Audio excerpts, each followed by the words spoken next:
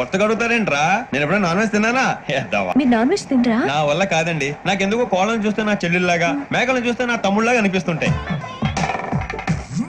మీరు కూడా ఈ కేటగిరీలోకి వస్తారా? వెజిటేరియన్స్ కి ప్రాపర్ ప్రోటీన్ ఎక్కడ దొరుకుతుందని ఎప్పుడైనా డౌట్ వచ్చిందా మీకు? చాలా మంది అనుకుంటారు ప్రోటీన్ అంటే ఎగ్స్ లేదా చికెన్ తినడమే అని. కానీ వెజిటేరియన్స్ కి కూడా డైట్ లో స్ట్రాంగ్ ప్రోటీన్ ఆప్షన్స్ చాలా ఉన్నాయి.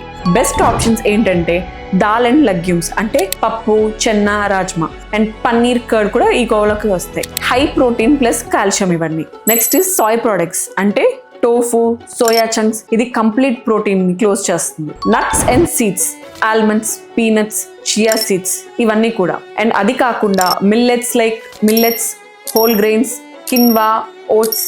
సో ప్లాంట్ ప్రోటీన్ కంబైన్ చేస్తే కంప్లీట్ అమైనో యాసిడ్ ప్రొఫైల్ అనేది వస్తుంది. ఫర్ ఎగ్జాంపుల్ పప్పన్నం, దీనికన్నా మంచి బెటర్ క్వాలిటీ ప్రోటీన్ మనకి దొరకదు. చాలా మంది చేసే మిస్టేక్ ఏంటంటే ప్రోటీన్ క్వాంటిటీ తక్కువ తీసుకోవడం. దానివల్ల బాడీ రిపేర్, మజిల్ స్ట్రెంగ్త్, ఇమ్యూనిటీకి ప్రోటీన్ అనేది చాలా ఇంపార్టెంట్.